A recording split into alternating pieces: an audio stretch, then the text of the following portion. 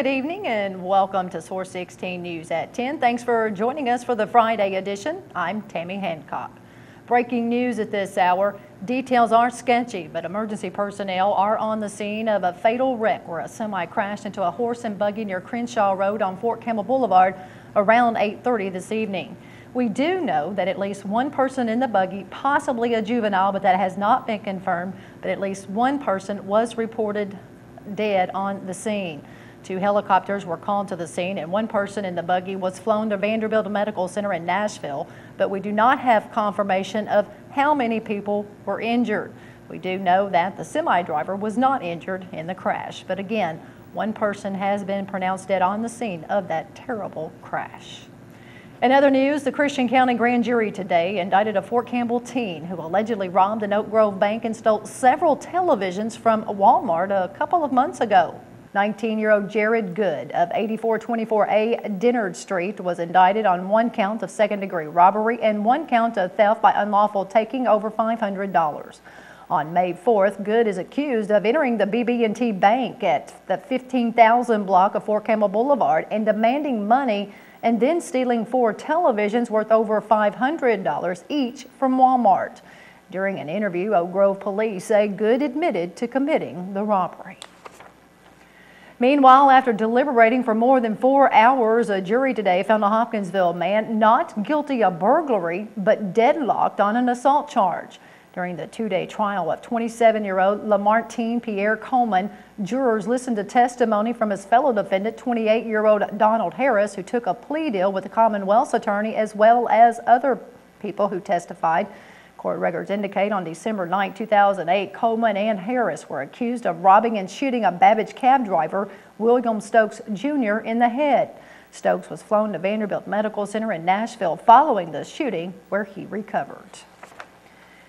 The mood was somber this morning at Fort Campbell as 39 fallen heroes were recognized for their selfless service and commitment. The soldiers were named distinguished members of the 502nd Infantry Regiment, and family members of the fallen heroes were visibly emotional as they were pinned and received awards on behalf of their loved one. We do this, and we do this honor in front of our brigade and regimental colors, as you're off to the right, adorned with streamers that were earned with sweat and blood. Our colors represent the lineage and honor of the 2nd Brigade Combat Team and the 502nd Infantry Regiment. Our colors represent past distinguished members of our regiment whose performance in combat were part of the reason why our regiment was awarded such honors. Meanwhile, 176 soldiers were inducted as honorary members of the regiment, and Source 16 spoke to a couple of inductees about their thoughts on being recognized.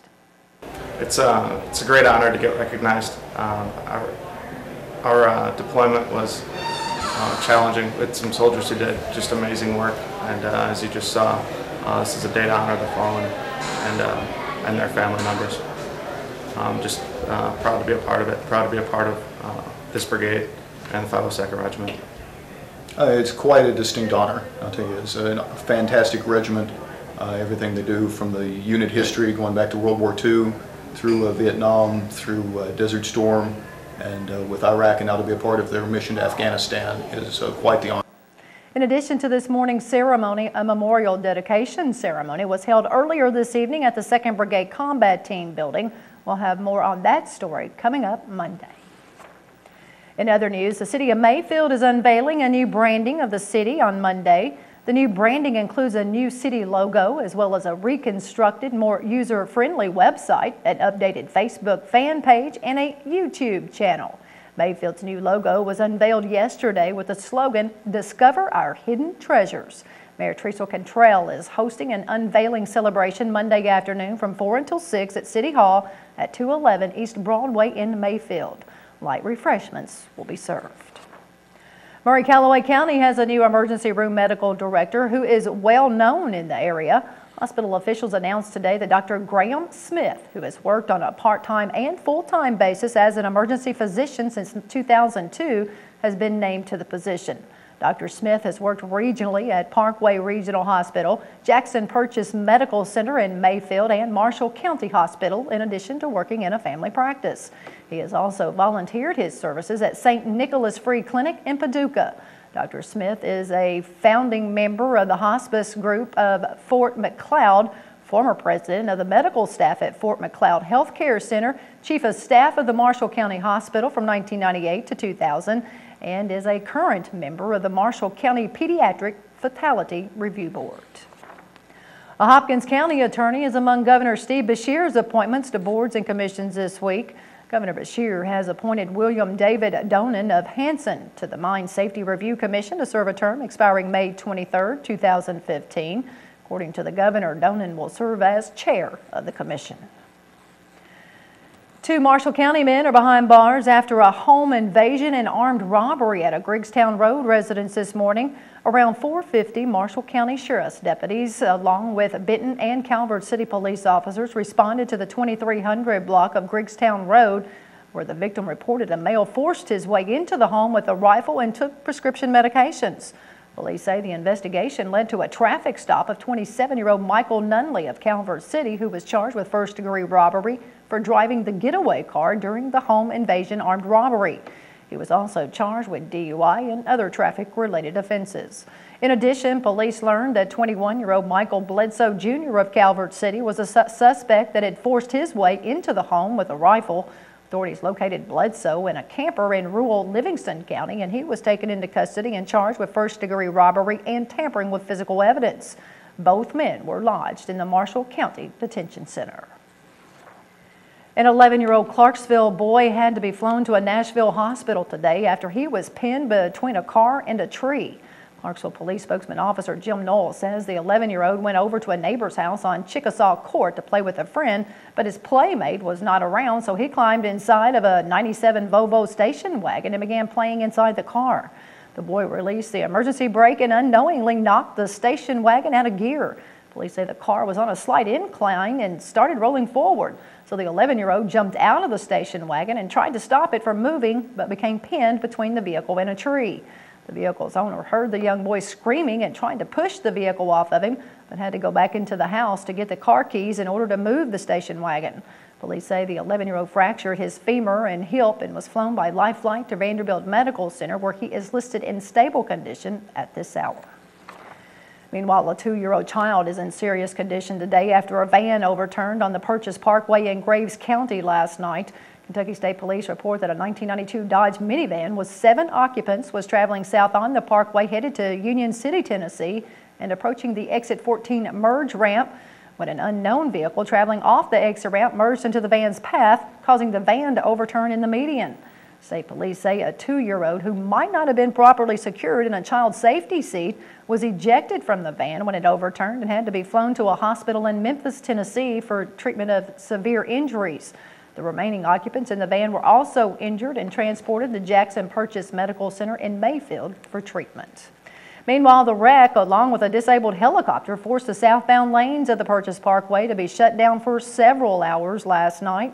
After the accident was cleared, a medical helicopter that landed to transport the 2-year-old had mechanical problems and was blocking traffic until a second aircraft landed to deliver parts for repairs. Transportation Cabinet spokesman Keith Todd says the best they can tell, the helicopter was flown out around midnight, but the pilot and mechanic did not notify the Transportation Cabinet, so the lane restriction remained up until about 5:30 this morning when an employee checked the site and found the aircraft gone. The U.S. Small Business Administration is reminding small businesses in Graves and Hickman counties in western Kentucky that July 18th is the filing deadline for federal economic injury disaster loans. The SBA declared a disaster because of drought and excessive heat that began on June 1st of last year. Under this declaration, the SBA's Economic Injury Disaster Loan Program is available to eligible farm-related and non-farm-related entities that suffered financial losses as a result of this disaster. Disaster loan information and application forms may be obtained by calling the SBA's Customer Service Center at 800-659-2955 Monday through Friday from 8 a.m. to 6 p.m. Beshear has announced some good news for Medicaid recipients in Kentucky. He says the new Medicaid plan will save state taxpayers millions of dollars over the next few years. This week, we formalized that expansion by awarding 3-year contracts to 3 managed care organizations and renewing an existing contract.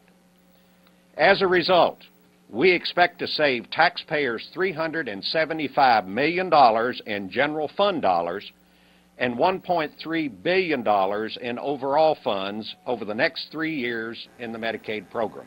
The governor says the managed care contracts and other efficiencies will also balance the Medicaid budget this fiscal year and will result in the creation of 543 new jobs in the Commonwealth, with which these companies will need by January 1st to administer their new contracts. 3 of the contracts are with managed care organizations that are new to Kentucky. They are Coventry Cares of Kentucky, a Medicaid product of Coventry Health and Life Insurance of Delaware, which provides services in 8 states. Kentucky Spirit Health Plan, a subsidiary of Centene Corporation, which is based in Missouri and provides services in 12 states. And WellCare of Kentucky, a part of WellCare Health Insurance of Illinois, which provides services in 7 states. Come October 1st, Beshear says those agencies will begin coordinating physical, mental, and dental care statewide for more than 560,000 Medicaid recipients all across Kentucky, except for the region covered by Passport Services, which serves Jefferson County Medicaid recipients, which has also had its contract renewed. The 60th annual Western Kentucky State Fair is winding down this weekend.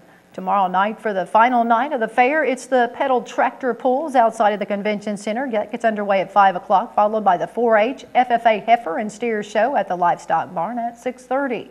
At 7 o'clock at the convention center, it's the mixed martial arts extreme cage fighting and the final night of Mid-South truck and tractor pulls at the grandstand with a $1,000 cash drawing that will be held at 9 o'clock tomorrow night.